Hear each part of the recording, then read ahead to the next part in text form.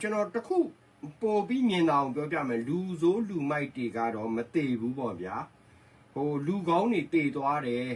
ဆိုတော့ဗမာပြည်သူပြည်သားတွေရေးတဲ့ဥစ္စာကိုကျွန်တော်တွေ့ရတယ်ဆိုတော့ငရဲပြည်မှာအခန်းပြည့်နေလို့သူတို့မခေါ်သေးတာဗျာအဲ့လိုနားလည်လိုက်ဟိုငရဲပြည်ကအခန်းကတော့ဟို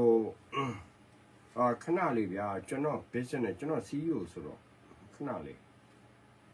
ကျွန်တော်စီဝင်လာလို့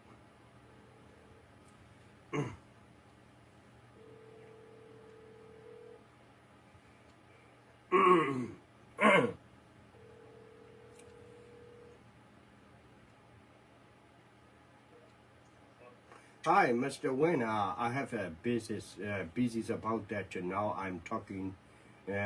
into about Burma, Myanmar, and I will contact you back tomorrow. We will discuss in detail. Okay. It's okay? Yes. Yep, just let me know. Okay. Thank you, man. Thank you. So, အဲ့လိုပေါ့လေဟိုပြောချင်တာတော့လူစိုးလူမိုက်တွေအတွက်ငရဲပြည်မှာအခန်းပြည့်နေတယ်ဗျာပြီးခံပေးရမယ်ချင်းနေမျိုးပေါ့ဟုတ်ပလားကဲဒါဆိုရင်လူကောင်းတွေကတော့ငရဲပြည်လဲသွားကြမလို့ဘူးလေနော်နတ်ပြည်မှာတော့အခန်းချောင်နေတယ်နတ်တွေပြင်းနေလားတော့မသိဘူးဗျာလူစိုးလူကောင်းတွေနတ်ပြည်ဟိုမခေါ်သေးတာလားလို့နော်အဲ့ဒါကိုတော့ကျွန်တော်ဟိုနားလဲတယ်ကဲပနာမကိစ္စကိုအရင်ပြောမယ်ပနာမကိစ္စအရင်ရှင်းတယ်နော်ပနာမကိစ္စကဖန်နမာကန်နယ်လို့ခေါ်တယ်ခင်ဗျားတို့ကပနာမဒီမှာတော့ဖန်နမာလို့ခေါ်တယ်ဘာပဲပြောအမေရိကန်လှုပ်ပေးခဲ့တယ်တူပဲကျွန်တော်ရှင်းပြမယ်တိတ်ရှေ့ကြီးဘာဖြစ်လို့လှုပ်ရတာလဲဆိုတော့ပါစိဖိတ်နဲ့ဒီဟိုတဲ့ပါစိဖိတ်သမုဒ္ဒရာနဲ့နော်ဘယ်လိုပြောမလဲကျွန်တော်တို့အန်တာတိကသမုဒ္ဒရာနဲ့နော်အဲ့ဓာတွေကိုဟိုတဲ့ဆက်နိုင်ဖို့အတွက်ရဲ့အမေရိကန်ကပြီးတဲ့အခါကျတော့ဟိုးအာဂျင်တီးနားအောက်ကနေပတ်ပြီးသွားမှာ3 ပတ်ကြာတယ်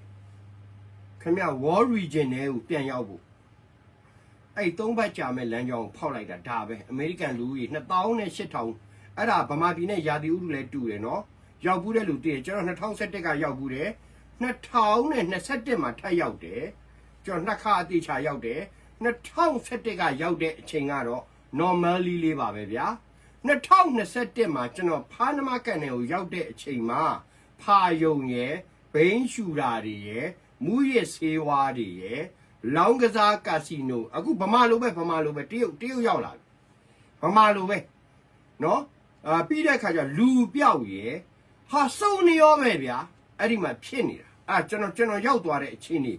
2021မှာအဲ့လိုဖြစ်သွားပြီဒါမဲ့2011မှာအဲ့လိုမဟုတ်ဘူးဒါကိုကျွန်တော်ပြောပြတာနော်ဆိုတော့တရုတ်ရောက်လာရင်ခင်ဗျားတို့ရမှာကမူရစီဝါရမယ်လောင်းကစားရမယ်ဖာယုံနေရမယ်လူပြောက်ပေါင်မြောက်များစွာဖြစ်မယ်ပြီးရင်ခင်ဗျားတို့အားလုံးနှလုံးသုံးလုံးဘာဂိမ်းညာဂိမ်းနဲ့အကုန်ဆင်းရဲသွားမယ်အဲ့ဒါနဲ့ခင်ဗျားတို့စီမှာမီးထိန်လင်းတဲ့အဆောက်ဦးတွေကြီးကိုထူထောင်ပြီးတော့ဟာသူတို့ကခင်ဗျားတို့ကို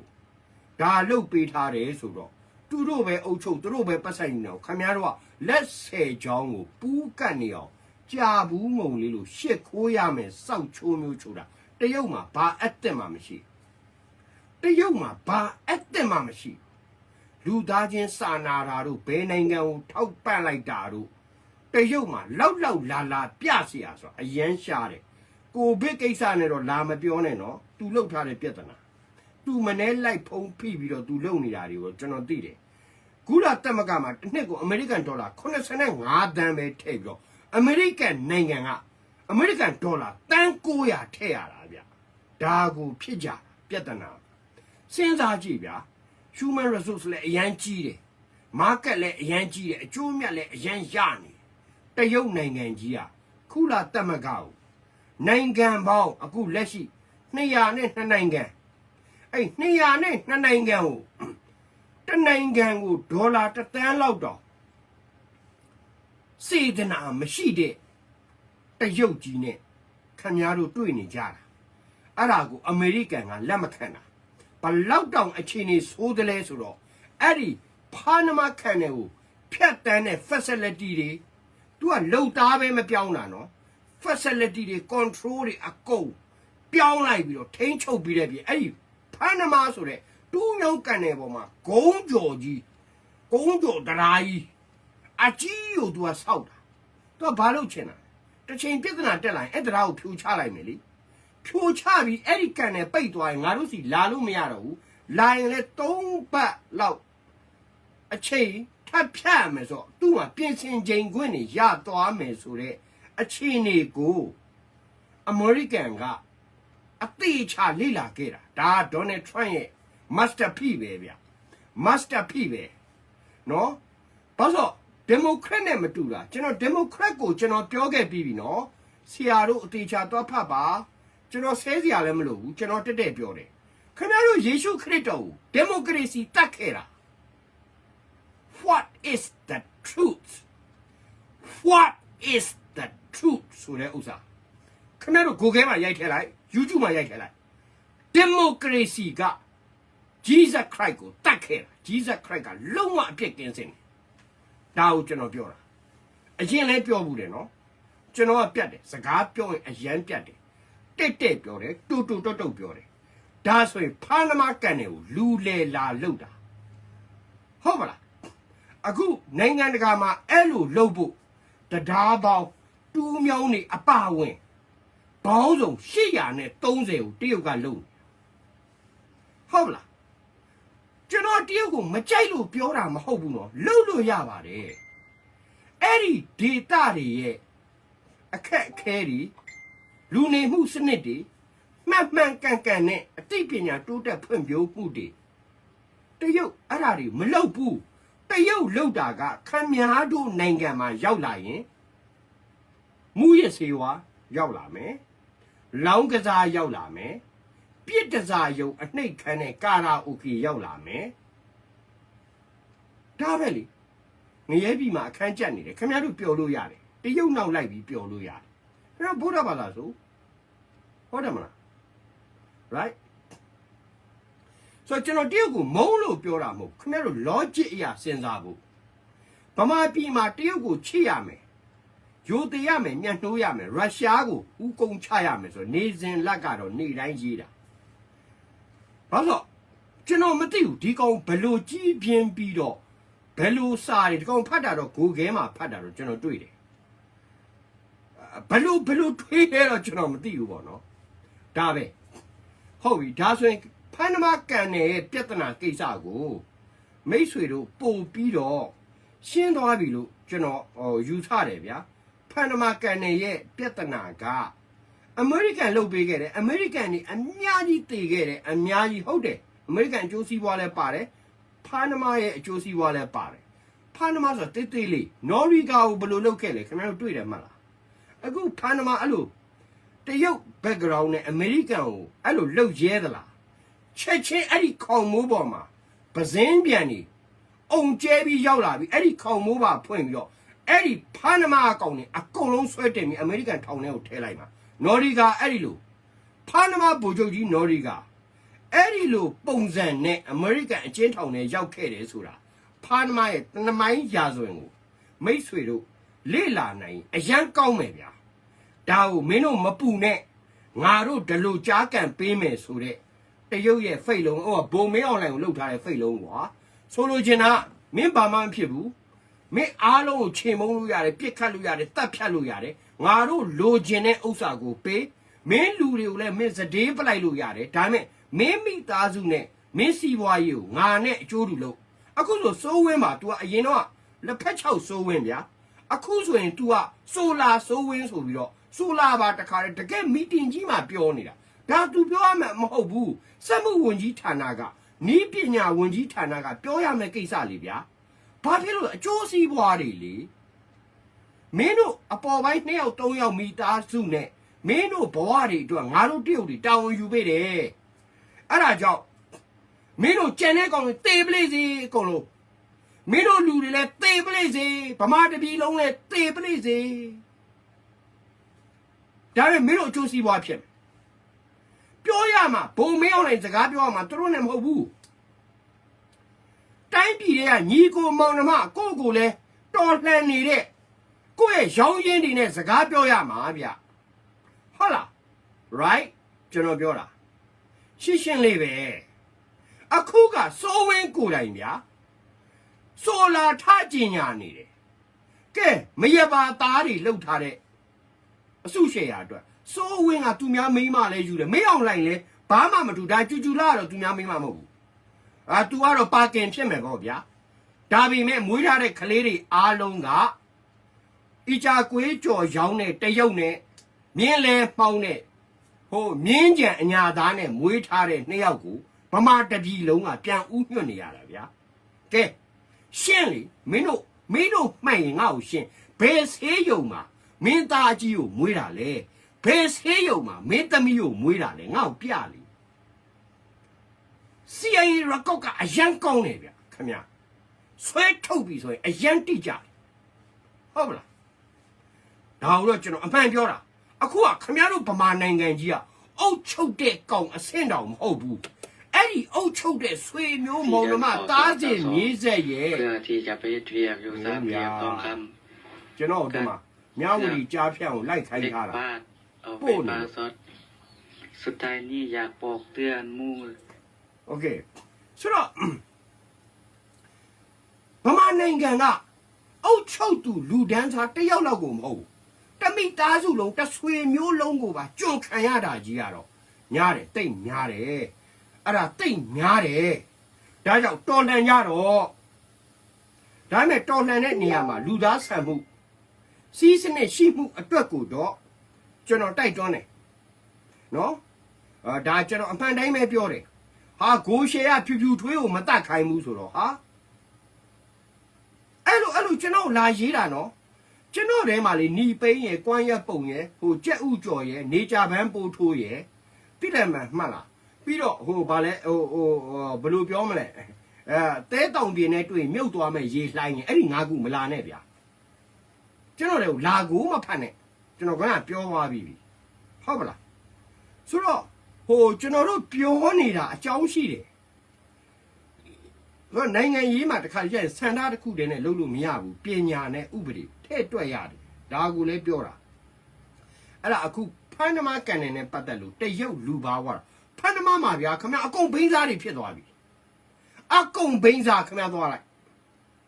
ခင်ဗျားတို့သွားကြည့်လိုက်ကိုရှယ်ရောက်ပြီးပြီမရောက်သေးတဲ့ကောင်တွေဖင်မရနဲ့ဒါပဲပြောတာနော်စိတ်မဆိုးနဲ့ဟုတ်မလားတရုတ်ဝင်လာရင်အဲ့ဒါအလုံးဖြစ်သွားတယ်တကယ့်ကြောက်စရာကြီးဗျာရှင်းပြောဒီကောင် war devil လို့ခေါ်တယ်ခင်ဗျအကောင်းပြောတာ war devil တကယ်ပြောတာ war satan ဒါပဲကျွန်တော်ပြောနိုင်တယ်နောက်တစ်ချက်ကျွန်တော်ပြောမယ်မြန်မာအရေးအမေရိကန်နဲ့ဘယ်လိုဆက်ဆက်မလဲကျွန်တော်ကြိုပြောခဲ့ပြီလေမြန်မာနိုင်ငံမှာရွှေနဲ့မြေရှားတပ်တုထွက်တယ်ရေနံနေ gas တွေတရုတ်ဒီလောက်စိတ်ဝင်အမေရိကန်စိတ်ဝင်စားဘူးအဲ့လောက်အခုတရုတ်ကအမေရိကန်ကုန်သွယ်ရေးပြန်ရှင်ဖို့မြေရှားတပ်တုကမ္ဘာကုန်သွယ်ရေး46%တော့သူထိမ့်သိမ်းထားတယ်ဆိုတော့အခုသူမပို့တော့ဆိုပိတ်လိုက်ဗမာ offer လုပ်လေဗမာနဲ့မြေရှားတပ်တုကိုကမ္ဘာကုန်သွယ်ရေးလမ်းကြောင်းပေါ်ကစာချုပ်ချုပ်ထားတာ KIA လည်းမရှိဘူးဟုတ်တော့ဘယ်သူမှမရှိဘူးโอเคနားလည်မှုနဲ့နိုင်ငံချင်းဘေးချင်းကပ်ပြီးပို့နေတာစိန်ခေါ်လိုက်လေဟိုကောင်ဆဆကျွန်တော်ပထမပြောသွားပြီးတော့မှဒီမှာမြေရှားတတုပါညာအဲ့တော့မှအိမ်မက်ကနိုးလာတဲ့ကောင်လေးကျွန်တော်တို့ကပြောပြီးသားစိန်ခေါ်လိုက်လေဗမာပြခင်ဗျားတို့ပြောနေ EAO ကြီးအကုန်လုံးအမေရိကန်မှာကျွန်တော်ကမြေရှားတတုရှိတယ်ဒီရဲ့အကျိုးအမြတ်ကိုမြန်မာနိုင်ငံသူနိုင်ငံသားတွေနဲ့ကဘာသူကဘာသားတွေရတင်ရထိုက်တာကိုကျွန်တော်တို့လိုချင်တယ်ပူပေါင်းဆောင်ရွက်ပေးပါထုတ်လိုက်ပါ statement what the fuck and you ကျော်မိုးထွန်းကုလသမဂ္ဂကြီးမှာလို့တည်င်းပြန်ကြားရေးနေ့စဉ်ကုလသမဂ္ဂနဲ့နိုင်ငံတကာအခြေအနေနဲ့မြန်မာနိုင်ငံအသိပညာ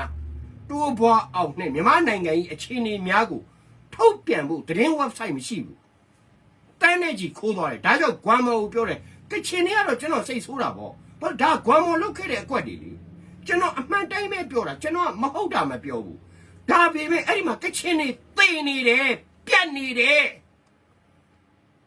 တို့စောက်ချက်ကွဲသွားမယ်အလောင်းတွေကိုတင်ပြရင်ဒါပေမဲ့ဒီမှာခိုးနေတယ်ဒါကိုတားဆီးပါဟိုဘက်ကလိုအပ်နေတာကိုပြည့်အောင်လုပ်ပါလို့ပြောတာခမည်းတော်ရဲ့စောက်ပြဿနာကြီးကလေခမည်းတော်ကလေဘလို့ဖြစ်နေလဲတက္ကာယဒိဋ္ဌိတွေခမည်းတော်ကိုးကွယ်တဲ့ကောင်ကဖျားဖြစ်ရင်လည်းဖြစ်မဖြစ်လဲနွားဖြစ်ဆက်ကိုးကွယ်တာခမည်းတော်ရဲ့ပြဿနာလားဟေးအမေရိကန်မှာဒါမျိုးမရဘူးကွာပညာတက်နေတဲ့နိုင်ငံမှာဒါမျိုးမရဘူးကွာဖျားနွားကွာမင်းတို့သိရမှာဒါမင်းတို့ကလူမျိုးရေးတွေနဲ့အရန်ချင်းကတ်တာကွာစောက်မင်းတို့ပြောနေတဲ့ကချင်တွေကုန်နေပြီဒုက္ခတွေနဲ့ဒုက္ခိတနဲ့ဒါပဲကြံတော့တယ်အကုန်လုံးဗမာတွေဂွင်ရိုက်ပြီးတော့အမေရိကန်မှာချမ်းသာနေတဲ့မင်းတို့ကချင်တွေဒါတွေကိုလိုက်ရမှာဒါကိုငါပြောတာဟုတ်ပြီလားဒါမြေရှားတတုနဲ့ပြက်ပြောတာငါနဲ့ဂွမ်မော်နဲ့ဘာညှိုးတင်းမှမရှိဘူးဒီကောင်စီစဉ်ခဲ့တဲ့အစီအစဉ်တွေဟာဒီလိုခေါင်းပုံဖြတ်ခံရတယ်ဆိုပြီးငါပြောတာကွာငါအမှန်တရားပြောနေတာအမေရိကန်နိုင်ငံမှာအိမ်ဝဲချမ်းဝဲဆိုင်ဆောက်ဖာယုံထောင်နေတဲ့ကောင်တွေဟိုမှာတင်းနေပြက်နေတာတွေကပြပြီးတော့ရထားတဲ့ဥစ္စာတွေနဲ့ထောင်နေတာဘယ်မှာလဲစင်းစစ် Master Guamo you sure explain about me that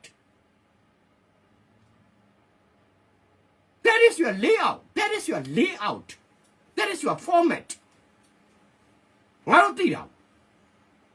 ဒါကြောင့်ငါတို့ပြောနေတာကချင်ကိုမုန်းလို့ပြောတာမဟုတ်ဘူးမင်းတို့အတုံးချခံလိုက်ရတာဂွမ်မော်စဉ်းစားရမယ်ဒီချိန်မှာဟုတ်မလားအဲ့ဒီမှာရှိနေတဲ့ PDF တွေကိုစမ်းချင်မှုမဟုတ်ဘူးဒီဘက်ကနော်မင်းတို့တိုက်နေတဲ့ဥစ္စာတွေကိုအတုံးချပြီးတော့အကျိုးအမြတ်ယူသွားတဲ့အကောင်တွေကောင်မတွေအထီးတွေအမတွေကိုနိုင်ငံတော်ပြန်တန်းတဲ့ဒူဝါလက်ရှိလားမထုတ်ရဲတာဘာကြောင့်လဲအဆုရှေ့ကမင်းတို့ပါနေလို့လားလို့ငါမေးခဲ့တာလေရောက်တဲ့နေရာရောက်တဲ့နိုင်ငံကိုဘယ်လိုအခြေအနေမျိုးနဲ့ဘယ်လိုပဲရက်တည်နေပလေစီရအောင်အရေးယူနိုင်ရမယ်အာဂရိတရားဆိုတာလေဗမာနိုင်ငံကြီးပြက်စီးခဲ့တာမင်းတို့ကချင်နေမလွတ်လပ်တာလဲအာဂရိတရားပဲလာခဲ့လိုက်စောက်ရှက်ကွဲသွားမယ်ပြောလိုက်ရမ်းလာမတုံနဲ့နော်ဗမာတနိုင်ငံလုံးတခိုးကြီးတွေနဲ့တီဆောက်လာတာတိုက်ပြီးမွဲသွားတယ်ဗမာတခိုးကရင်တခိုးချင်းတခိုးအကုန်တခိုးတွေနဲ့ခေါင်းဆောင်တွေကိုပြောတာနော်လူတွေအားလုံးပြောတာမဟုတ်ဘူး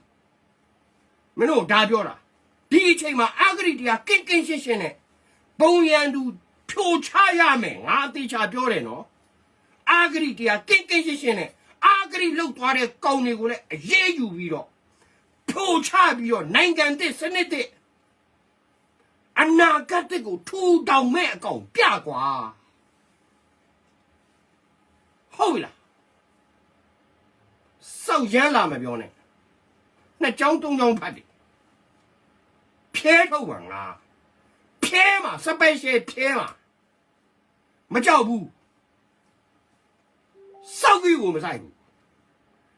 မင်းစင်စားကြည့်မင်းတို့တိုက်နေတာပြက်နေကျိုးနေသိနေတာအမေရိကန်မှာမောင်အေးတို့ပန်ဆယ်လိုတို့ချမ်းသာနေတာမင်းတို့စောက်ဝတ်စုံဘောင်းစုံတွေဝတ်ပြပြီးအလှခံထားတာစောက်ချက်ရှိဖို့လိုတယ်မင်းတို့အောင်းနှောက်လဲရှိဖို့လိုတယ်ငါပြတ်တယ်ကွာငါတို့ကမှန်ကန်မင်းတို့အကျိုးခံစားခွင့်မှုရဖို့ပြောနေတာအားနေဒီစောက်လူမျိုးကြီးတွေခေါင်းနဲ့လာထဲဟိုတော်စောက်တုံးမကြတဲ့ကောင်စောက်ကြီးမဆိုင်ဘူးကွာအမှန်ပြောတာစရင်စင်မရှိတဲ့အစိုးရဘောပဲကွာဘောတော့မှအကြီးကွာပါဇက်တဲကိုမထဲ့လဲတင်းထိုးထဲပလိုက်မယ်ကွာငါဘောဘာစောက်စရင်စင်မှမရှိတဲ့အစိုးရဘာစောက်အေးယူမှုမှမရှိတဲ့အစိုးရအစိုးရအစ်စ်ကဒေါ်ဆန်းစုကြည်ဦးဝင်းမြင့်မသိသေးဘူးမင်းတို့ကလူလိန်အစိုးရ ကဘာကြီးဒါကြောင့်စောက်ကုန်မင်းတို့အသိမှမပြုတာဒီမိုကရက်ကကစားကျင်လို့ပဲမင်းတို့စောက်ဆက်ဆံနေတာမှတ်ထားအောင်မလားလေငါတို့ကနိုင်ငံရေးကောင်းသိတယ်ဒီမိုကရက်ကကစားကျင်လို့ဆက်ဆံနေတဲ့အပိုင်းလေးပဲရှိတယ်ဟိုမှာတရားဝင်အစိုးရရှိနေစောက်ရင်းမပါလေတိတ်မပြောနဲ့မင်းတို့ဂူလာသမကပရိုတိုကောတွေတင်ချသွားဖတ်အောင်နော်ချီးတော့မကြနဲ့ဒါအမှန်ပြောတာတိတ်များလုံးတယ်ခါလေးကြတယ်နောက်တစ်ခုပြောမယ်ရွေးကောက်ပွဲကျင်းပပြီးလူလေလုံမဲ့ခင်ကြီးမြန်မာနိုင်ငံမှာလေလွတ်လပ်ရေးရပြီးတဲ့ကအာဏာသိမ်းပြီးတဲ့ကတကယ်လူထုတရားဝင်ရွေးကောက်တင်မြှောက်ထားတာကိုရွေးကောက်ပွဲတစ်ခုနဲ့ပဲတောက်လျှောက်ပယ်ဖြတ်လာတယ်ဆိုတာကိုခင်ဗျားတို့အသေးချာခေါင်းနဲ့ထည့်လိုက်ပထမရွေးကောက်ပွဲကိုနောက်ရွေးကောက်ပွဲနဲ့ပယ်ဖြတ်ပြီးတော့လူလေလောက်လာအဲ့ဒါကိုလှုပ်ဖို့အတွက်အကြံပေးတာခင်းကြီးဒုတိယကခင်ဗျားတို့ကြားဘူးတဲ့တမ္ပရမောင်မောင်ရဲ့တမိနာမည်၃လုံးနဲ့ဟုတ်ပါလားအဲ့ထပ်ပြောလိုက်ဦးမယ်နော်ခင်ကြီးကတမ္ပရအရန်ဖြစ်ချင်နေတယ်ယူနေတယ်တိုင်းပြည်ကစားစရာမရှိတော့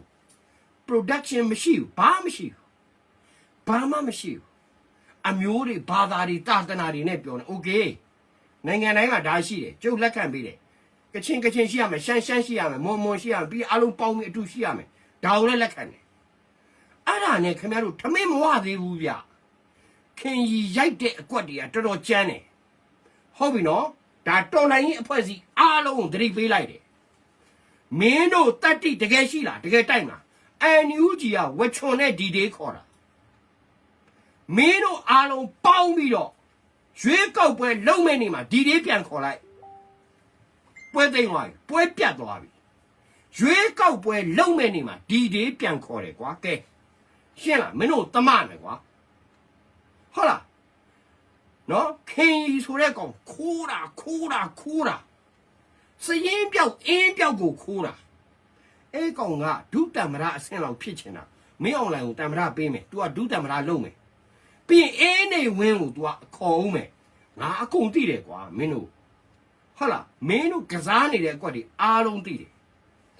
နောက်တစ်ခုတိရိယတနာက तू ရေးထားတဲ့ post မှာနားထောင်ကြည့်တာအာဂရိတရားတွေကိုမတိုက်ဖြတ်ပဲနဲ့တခိုးတွေလည်းဘာပဲပြောတဲ့အတိုင်းတာတစ်ခုတော့သူတို့ဟိုထောက်ပံ့ခဲ့တယ်ပေါ့။အော်ဒေါ်အောင်ဆန်းစုကြည်အခုလိုဖြစ်သွားတာအဲ့ဒီမှာတရခန့်ဖြစ်နေတဲ့ဒေါ်အောင်ဆန်းစုကြည်ကိုတရက်လို့ဘက်ကလိုက်ခဲ့တာတခိုးဖြုံမင်းသိမ့်ကို့အမေကိုထောက်နေထည့်ခဲ့တာလေအများကြီးပဲဖြုံးတော့အများကြီးမပြောဘူးပြီးတော့ခင်ဗျားတို့တိတ်ပြီးတော့ဗမာတနိုင်ငံလုံးကကျန်တဲ့လူတွေအားလုံးတစ်ခုတ်သမားဆိုပြီးတော့ခင်ဗျားတို့လှုပ်လိုက်ပြီးတော့မောင်ဝိတ်နဲ့ပေါင်းရိုက်တဲ့အကွက်တွေအားလုံးကမောင်ဝိတ်ပါထပ်ဖို့ပြီးတော့ဒေါ်စုမှာကွာလက်ဆယ်ချောင်းမကတဲ့ထောင်နှစ်သက်တန်းနေနဲ့နေလိုက်ရတော့တဲ့ဘဝရောက်သွားတာလေတိရိယတနာโอเคမသိဘူးနော်နင်တို့စောက်မိန်းမတွေအကြောင်းလည်းငါမပြောချင်ဘူးနော်ငါရိုးရိုးရှင်းရှင်းပဲပြောတယ်နင်တို့စောက်အတွေးတွေဓမ္မရက်လိုက်အားလုံး clearance နဲ့တိုက်ပါ clearance ဖြစ်အောင်လုပ်ပါဒါပဲပြောတာဟုတ်ပြီနော်ကျန်တာတိတ်အများကြီးမပြောဘူးနင်တို့အဲ့တထုံကဟိုဈေးကိစ္စတွေဘာစုံနေရောပဲကွာ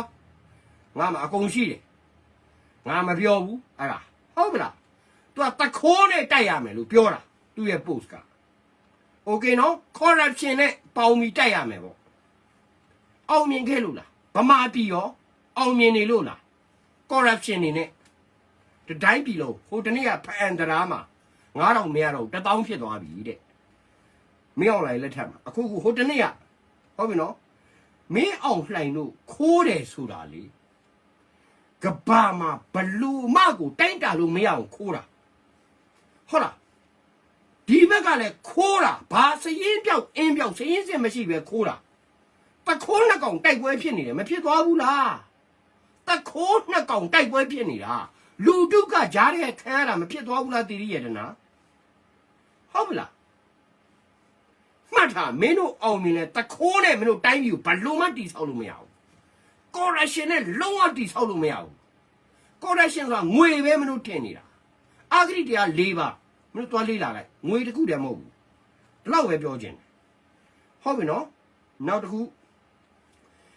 ကျွန်တော်ပြောခြင်းတဲ့အပိုင်းကဘာလဲဆိုတော့အခုကဟိုတဲ့ဗျာကျွန်တော်တွေးနေရတဲ့အကြောင်းအရာတွေမှာတစ်ခုရှိတယ်အဲ့ဒါကရခိုင်ပြည်နယ်ကိစ္စအခု USA ဖြတ်လိုက်ပြီ USA ဖြတ်လိုက်တော့ဘင်္ဂလားဒေ့ရှ်ကဒီအာရှနိုင်ငံ86နိုင်ငံပေါ့ဗျာသူတို့တွက်ထားတာအဲ့86နိုင်ငံလုံးမှာအကြီးမားဆုံးအထောက်ပံ့ရတာဘင်္ဂလားဒေ့ရှ်တစ်နှစ်ကိုအမေရိကန်ဒေါ်လာတန်160ရတယ်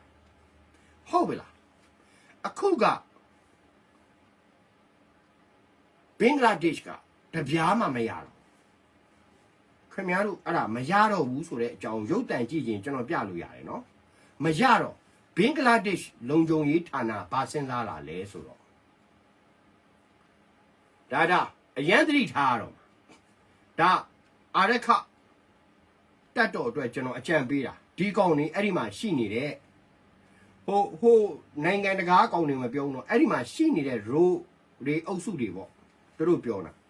ဗမာပြည်ရတဲ့နီးနဲ့အကုန်ပြန်တွန်းထည့်လိုက်မယ်အဲ့ဒီမှာမြန်မာစစ်တပ်ကလက်နက်ဆင်ပေးမယ်ဘင်္ဂလားဒေ့ရှ်ကလည်းပူးပေါင်းပြီးတော့နေရာတစ်ခုကိုရအောင်ပြန်ယူမယ်ဆိုတဲ့အဆင့်လောက်ထိဘင်္ဂလားပြည်ထဲကြီးမှာဆွေးနွေးတာမကြွေးနိုင်တော့ဘူးဒါကိုကျွန်တော်အမှန်ပြောတာဟုတ်ပြီနော်ဒါတိတ်ဖို့ကျွန်တော်ပြောတာဒါကိုဘယ်လို defense လုပ်မလဲကာမလဲပေါ့ဒါကိုသိအောင်ကျွန်တော်ပြောပြတာဘင်္ဂလားဒေ့ရှ်တစ်နှစ်ကိုတန်160အခုတပြားမှမရတော့ယူနော့ကဟုတ်လားယူနော့ရဲ့နိုဘယ်ငြိမ်းချမ်းဆုရှင်ကလည်း USA နဲ့အသေးစားချေးငွေတွေလုတ်ခဲ့တဲ့နိုဘယ်ငြိမ်းချမ်းရေးဆုရှင်ပါဗျာဟုတ်ပါလားနော် USAID နဲ့အခုအဲ့ဒါမရတော့ဗမာတွေကိုအကုန်ပြန်တွန်းထည့်မယ်ပေါ့တလားခင်ဗျားတို့ပွင့်လင်းလင်းပြောလိုက်မယ်ဗျာဘင်္ဂလားဒေ့ရှ်မှာအုံးပင်ခုတ်ပြီးလှေလှုပ်နေတဲ့အဖွဲ့စီတစ်နေ့ကိုလှေအစင်း340ကိုထုတ်ပြီးတော့လှုပ်နေကြတာကွာကျွန်တော်တွေ့ဒါကျွန်တော်အမှန်ပြောပြတာအုံးပင်ကိုခုတ်ပြီးတော့အဲ့လောက်ကိုမြန်ဆန်လှုပ်နေတယ်ဒီဘက်ကိုအကုန်လုံးအုံနဲ့ကျင်းနဲ့ပြန်လာမယ်ကဲအာရခတက်တော့ဘာလုပ်မှာဘလို့စီစဉ်မှာလဲဒါကိုသိအောင်ကျွန်တော်ပြောပြတာလက်နက်တွေလည်းပါရင်ပါလာမယ်မြန်မာစစ်တပ်ကလည်းပေးမယ်အခုတော့ပေါင်းစားတာလေအခုပေါ်ကုန်တယ်လေဟိုကြော်မျိုးမင်းတို့ဘာလို့ပြောတာအခုပေါ်ကုန်တော့အဲ့ဒီကောင်နေငိမ့်သွားပြန်အဲ့ဒါမပြောတော့ပြန်အောင်တက်လားပေါ်ကုန်ပြီလေဟုတ်တယ်မလားဆိုတော့ဒါကိုပြင်ဆင်နိုင်ဖို့အတွက်ကျွန်တော်ပြောတာနောက်တစ်ခုကျွန်တော်ချင်းကောင်းဆောင်တွေကိုလေးစားတယ်ဒေါက်တာဆဆာတို့နော်အဲ့ဒီဗာလဲဟိုစာမုံခေါင်တို့โอเคလေးစားတယ်သူတို့ဘင်္ဂလားကဒီကောင်တွေကိုလက်နက်သွားပေးတာကိုလေအိန္ဒိယသတင်းမှာဖော်ပြတယ်ဒါသတင်းမှာရှိပြီးသားခင်ဗျားတို့ကြိုက်တယ်လို့ပြောသတင်းအတိုင်းပဲကျွန်တော်ခင်ဗျားတို့အိန္ဒိယမှာမိထားတယ်အခုတရားစွဲထားတယ်ရှင်းပြအောင်ရခိုင်ကိုတိုက်ဖို့နော်ခင်ဗျားတို့သွားလုပ်တယ်ခင်ဗျားတို့နဲ့ရခိုင်ကအတူတူပခုံးချင်းရှင်ပြီးတော့ကြီးပွားနော်မွေးဖွားကြီးပြင်းတာကျွန်တော်သိတာကဒါပေမဲ့ခင်ဗျားတို့အဲ့လိုသွားလုပ်တဲ့အတွက်အဲ့လိုသွားလုပ်ရင်အကျိုးမရှိပါဘူးကျွန်တော်အကြံကောင်းပေးချင်ပါတယ်အဲ့ဒီမှာအခုယူနို့တို့ပြန်တွန်းထည့်မဲ့ကလားတွေကိုနော်ခင်ဗျားတို့ဒေတာကိုဥမာ1သိန်းလား2သိန်းလား3သိန်းလားခေါ်သွားလိုက်ပါဗျာခေါ်သွားပြီးသူတို့ဘဝတွေကိုထူထောင်ပေးလိုက်ပါဗျာအဲ့ဒါကဘသူ့ကိုမှမထိခိုက်ဘဲနဲ့အကျိုးရှိပါတယ်စလိုက်လျံမုံစာခေါင်နဲ့စာတို့သိအောင်ကျွန်တော်ပြောတာပါဒီအတိုင်းလက်နက်တွေသွားပြီးတော့လူတယောက်နဲ့တယောက်တတ်ဖြတ်သေးကြည်တွေးထွက်တန်ယိုဖြစ်ပြီးတစ်ဖက်ကလည်းပြန်တိုက်ခိုက်ပြီးတော့တစ်ဖက်လည်းသေကြမယ်ဥစ္စာမျိုးတော့ဒေါက်တာဆဆာရောစလိုက်လျံမုံစာခေါင်တို့ရောခရိယန်ဘာသာတွေဖြစ်ပါတယ်ပညာတတ်တွေဖြစ်ပါတယ်ဒါမျိုးမစင်စားသင့်ဘူးလို့မြင်ပါတယ်အဲ့ဒီမှာရှိနေတဲ့သူတို့ဘာတို့ရိုဟင်ဂျာပဲပြောဘင်္ဂလီပဲပြောခင်ဗျားတို့မေတ္တာထားပြီးတော့ခင်ဗျားတို့တာဝန်ယူတဲ့ဒေတာမှာ1သိန်း2သိန်း3သိန်း4သိန်းအမှရှိတဲ့ဥစ္စာတဝက်လောက်ခင်ဗျားတို့ခေါ်ပြီးတော့နေရာချပေးပြီးတော့ပြန်ထူထောင်ပေးလိုက်ပါလားဗျာဘာလို့ခင်ဗျားတို့လက်နက်တွေခဲရနေ အဲ့ဒီမှာသွားပေးဖို့လောက်ရတာလဲလို့ဒါကိုပဲကျွန်တော်မေကွန်းထုတ်ရင်းနဲ့ဒီမှာရက်မယ်ဗျာအားလုံးကျေးဇူးတင်တယ်ကိုရှယ်လေးပါတိတ်အများကြီးမပြောဘူးတိတိရောက်ပဲပြောပါတယ်ဟုတ်ပလားဗျာကျေနပ်ကြလား